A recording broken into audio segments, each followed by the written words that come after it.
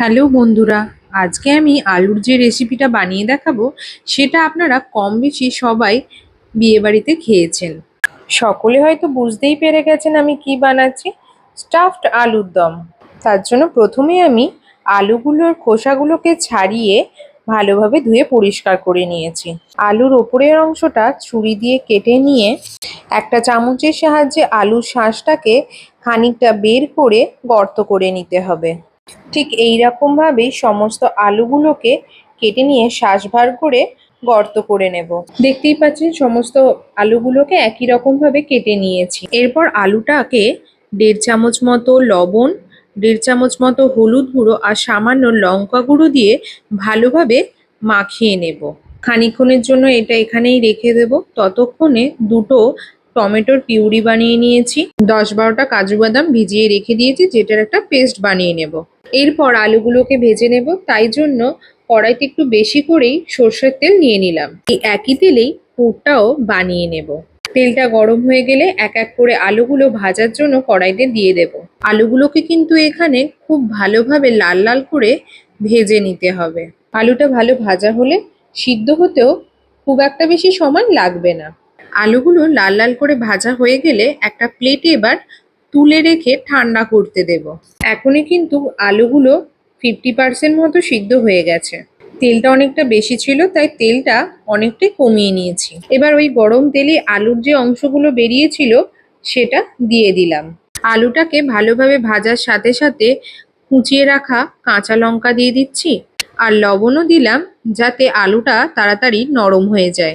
আলুটা ভালো মতো নরম হয়ে এলে ওর মধ্যে 1 চামচ মতো আদা রসুন বাটা দিয়ে দিলাম। আদা রসুনটা কষানোর পর কেটে রাখা কাজু কিশমিশগুলো দিয়ে দিলাম। কাজু আর কিশমিশটাকেও খানিকক্ষণ ভেজে নেব। এরপরে দিয়ে দিচ্ছি কিছু গুঁড়ো গরম মশলা, যেমন লঙ্কা গুঁড়ো, হলুদ গুঁড়ো, ধনে গুঁড়ো, জিরে গুঁড়ো আর গুঁড়ো গরম মশলা। আর এই মশলাগুলোকে খুব ভালোভাবে আলুটার সাথে কষিয়ে নেব। মশলাগুলোকে কষানো হয়ে গেলে পনিরটাকে স্ম্যাশড করে দিয়ে দিতে হবে। সাথে সাথে দিয়ে দিলাম ধনেপাতাও। এবার মিনিট 3-4 মতো পনিরটাকে আলুটার সাথে ভালোভাবে রান্না করে নিতে হবে। স্টাফ আলুর দমের পুর কিন্তু বিভিন্ন রকমের হয়। আজকে আমি পনির আর আলু দিয়েই নিরামিষভাবে পুরটা বানিয়ে দেখালাম। পুরটাও এবার রেডি হয়ে গেছে। পুরটাকে ঠান্ডা করার জন্য খানিকক্ষণ রেখে দেব। পুর আর আলু দুটো ঠান্ডা হয়ে গেলে পুরটাকে আলুর মধ্যে পুরে দেব। এখানে আমি আলুর তুলনায় অনেকটা বেশি পুর বানিয়ে ফেলেছি, তবে চিন্তা নেই, যে পুরটা বেঁচে যাবে সেটা আমি অন্য কিছুতে ব্যবহার করে ফেলবো। চলুন এখন আমি সমস্ত আলুগুলোকে পুরগুলো ভরে নিই। দেখুন এখানে সমস্ত আলুতেই পুরগুলো ভরা কিন্তু হয়ে গেছে। এবার হচ্ছে গ্রেভি তৈরির পালা। তার জন্য কড়াইতে সামান্য পরিমাণে সর্ষের তেল নিয়ে নিলাম। তেলটা গরম হয়ে গেলে দুটো তেজপাতা আর গোটা গরম মশলা কড়াইতে দিয়ে দেব। সাথে দিচ্ছি 1/2 চামচ মতো গোটা জিরে আর সামান্য হিং। এগুলোকে সামান্য ভেজে নিয়েই টমেটো পিউরিটা দিয়ে দিলাম। টমেটো পিউরিটাকে খানিকক্ষণ খুব ভালোভাবে কষিয়ে নিতে হবে, যাতে টমেটোর কাঁচা ভাবটা না থাকে। টমেটো পিউরিটাকে খানিকক্ষণ কষানোর পর 1.5 চামচ মতো আদা রসুন বাটা দিয়ে দিলাম। আর এটাকেও খানিকক্ষণ কষিয়ে নেবো, যাতে আদা রসুনের কাঁচা গন্ধটা না থাকে। মিনিট 1.5 পর এবার কিছু মশলা দিয়ে দিতে হবে, যেমন হলুদ গুঁড়ো, লঙ্কা গুঁড়ো, ধনে গুঁড়ো আর জিরে গুঁড়ো। কালারটা যাতে ভালো আসে তার জন্য দিয়ে দিলাম 2 চামচ মতো কাশ্মীরি গুঁড়ো লঙ্কা আর দিয়ে দিচ্ছি চিনির পরিবর্তে 2 চামচ মতো জ্যাগরি পাউডার। মশলাটা থেকে যতক্ষণ না পর্যন্ত তেল বেরোচ্ছে ততক্ষণ কষাতে থাকবো।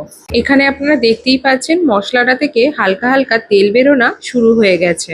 আর ঠিক সেই সময় কাজুর পেস্টটা দিয়ে দেব। মিডিয়াম ফ্লেমে খানিকক্ষণ কাজুটার সাথে মশলাগুলোকে রান্না করে নিতে হবে। আগে থেকে কিছুটা টক দই ফেটিয়ে রেখেছিলাম, সেটাই এবার দিয়ে দিলাম। টক দইকে সবসময় রান্না করার আগে খুব ভালোভাবে ফেটিয়ে নিতে হবে, তা না হলে কড়াইতে দিলে ছানা ছানা মতো কেটে যায়। কড়াইয়ের মধ্যে 4টে চিড়ে রাখা কাঁচা লঙ্কা দিয়ে দিলাম। তার সাথে দিয়ে দিচ্ছি সামান্য পরিমাণে গুঁড়ো গরম মশলা। গুঁড়ো গরম মশলাটার সাথে গ্রেভিটাকে কয়েক সেকেন্ড ফুটিয়ে নিয়েই জল দিয়ে দেব। এবার স্টাফ করে রাখা আলুগুলো কড়াইয়ের মধ্যে দিয়ে দিচ্ছি। এবার একটা ঢাকনা চাপা দিয়ে মিনিট 10 মতো রেখে দেব যাতে আলুটা খুব ভালোভাবে সিদ্ধ হয়ে যায়। এরই মাঝে একবার ঢাকনাটা খুলে নিয়ে 1 চামচ মতো লবণ দিয়ে দিলাম।